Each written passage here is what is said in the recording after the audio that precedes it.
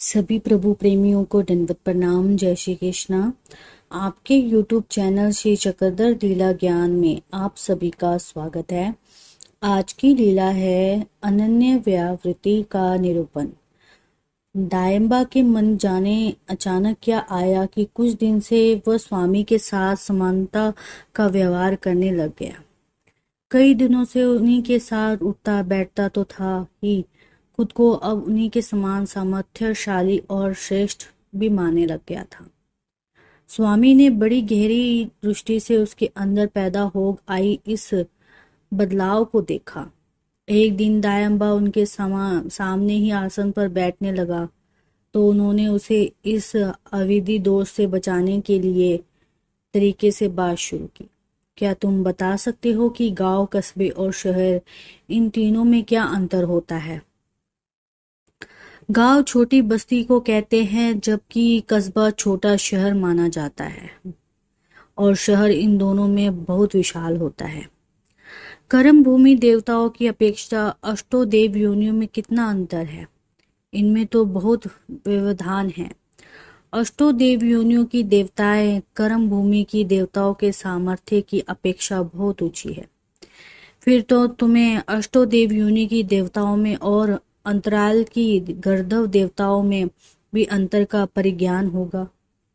स्वामी ने प्रश्न श्रृंखला परस्पर जोड़े रखी, कहीं टूटने न दी। प्रभु, इन दोनों में भी महत अंतर है।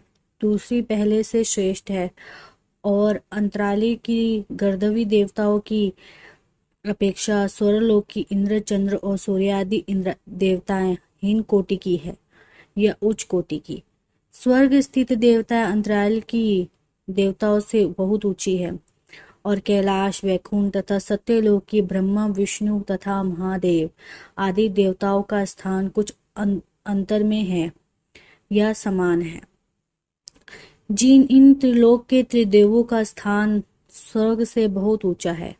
अच्छा, तो शिराबदी का स्वामी के प्रश्नों की कड़ियां लगातार एक के बाद एक अविराम जुड़ती चली जा रही थी। शेराबदी की शेषाई नारायणी देवताएं कैलाश, वैकुंठ तथा सत्यलोक की देवताओं से बहुत ऊंचे स्थान पर अवस्थित है। अष्टो भैरव का शीराबदी की देवता से कितना अंतर है? बहुत। दायंबा भी प्रश्नों का उत्तर बड़ी सतर्कता से दे रहा था।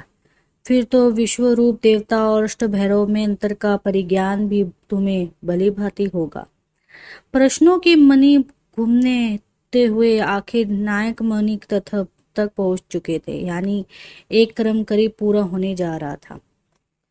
अष्ट भैरव विश्वरूप देवता से निम्न कोटि के हैं, दायंबा बोले, और विश्वरूप की अपेक्षा चैतन्य माया की उच्चता में अंतर है। चैतन्य माया विश्वरूप देवता से शेष स्थान रखती है। फिर परमेश्वर की उच्चता में चैतन्य माया कितना अंतर है? परमेश्वर तो इन सब से बहुत ऊंचे स्थान पर अवस्थित है। दायंबा का प्रश्नों का उत्तर देते अंतिम बिंदु पर पहुंच कुछ हल्का सा गया। प्रश्नों की माला खत्म हुई। सर्वज्ञ नायक मणि तक पहुंच गए। बोले, दायंबा, जब तुम भली भांति जानते हो कि परमेश्वर की तुलना में सभी देवताओं का स्थान निगनीय और तुच्छ, अतएव निम्न है, और उसकी सत्ता इन सब देवताओं से बहुत ऊंचे स्थान पर स्थित है, तुम यह भी जानते हो कि उसी त्रिअंश स्वरूप से श्री चक्रधर देव का इस धरती पर अवतार हुआ है, जो समस्त जीवों की रक्षा व उद्धार करता है। जब उत्तरोत्तर ऊंचा स्थान रखने वाली ये समस्त देवताएं भी उस परमेश्वर स्वरूप से बहुत नीचे और नगण्य है, फिर अकंचित मानव की तो उसके समक्ष सत्ता ही क्या है? जब ये देवताएं ईश्वर स्वरूप की बराबरी नहीं कर सकती, तो भला इन देवताओं से निम्न स्थान रखने वाला मनुष्य उसकी बराबरी कैसे कर सकता है?